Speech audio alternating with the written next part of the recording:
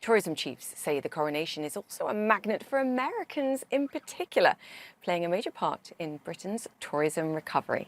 And joining us now to discuss is Patricia Yates, CEO of Visit Britain and Visit England. Patricia, fantastic to have you on the show.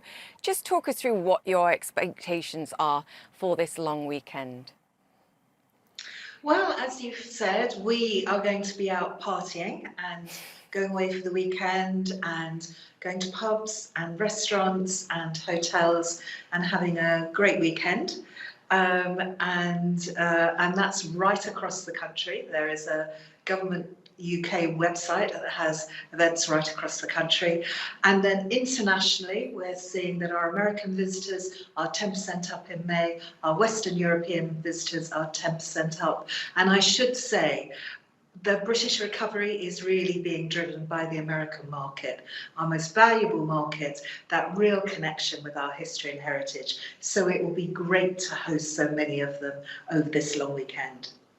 Yeah, I'm sure some of them also booked trips when we saw a weaker pound, though it's certainly recovered now. Can you break that £1.2 billion sum into where you're expecting it to come from, whether it's a piece of tourism, of hotel receipts, money spent, as you said, partying, perhaps in some of Britain's infamous pubs around the country as well? Can you break it down?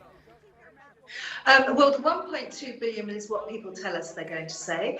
If you look at what some of the trade bodies are talking about, hospitality is talking about 350 million pounds of revenue. The West End Company talking about 50 million pounds of spend just in the West End alone. So that's on our shops and retail. And then pubs talking about 72 million extra pints being pulled over the weekend. Wow. So right across the hospitality sector. And I should say, this isn't just about people coming this weekend, though of course they are really welcome and we'll have a great time. It's about those millions of people who will see us on their screens and will see history and heritage brought to life. I'm sure it's going to be an amazing weekend, and really you have to come to Britain to experience that. Yeah, I was just looking at the numbers for the British Beer and Pub Association, because I do think those 72 million extra pints drunk apparently is going to equate to £120 million of additional spending this weekend. You can count on the Brits. To your point, and I think it's a very important one, it's not just about this weekend. It's a showcase too for all things on offer if tourists do want to come to the UK and see what's on offer here. And you expect to see a longer lasting bump in terms of tourism receipts. I know it's difficult, but can you quantify that too? And there's a purpose for me asking. Well, we are forecasting, we've got a very bullish forecast for this year, that our income will be £29.5 billion.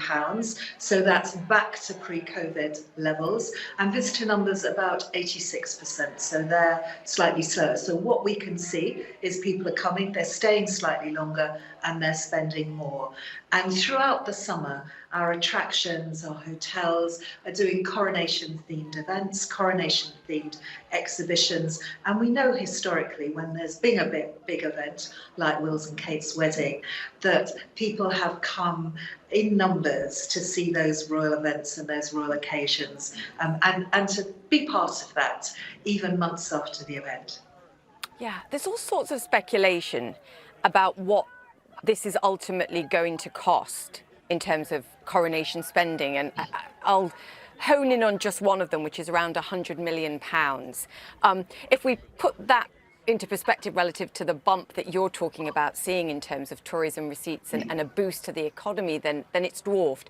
But do you understand those that say perhaps in the midst of a cost of living crisis, this is not the time to be making this spending? And what's your response to those in light of the conversation that we've just had? What do they need to understand? Well, what I see post-COVID and what I hear around me is that people are so fed up with being on their own in a room.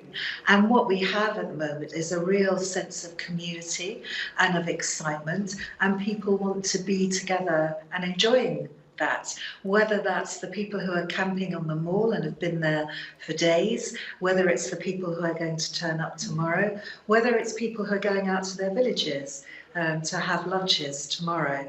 So I think that real community feel that is right across the country.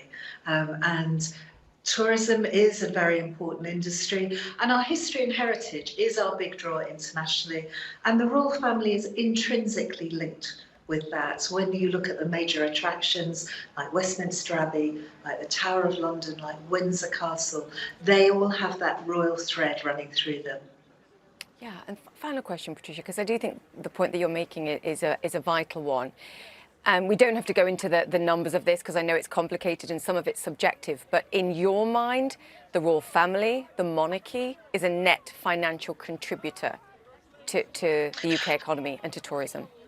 Well, what I would say is for any destination that has history and heritage as its main draw, the problem is, how do you say to people, you have to come this year?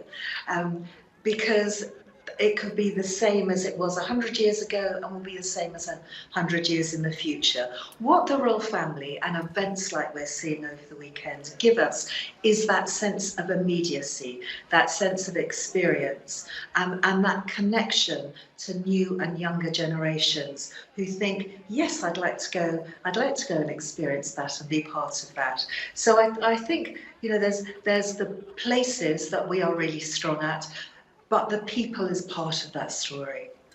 Yes, something quintessentially British, and it'll certainly be on show in the next 24 hours. Patricia, great to have you with us. Thank you. Patricia Yates, Thank you, CEO of Julia. VisitBritain. Thank you. Okay, coming up here on First Move, a bank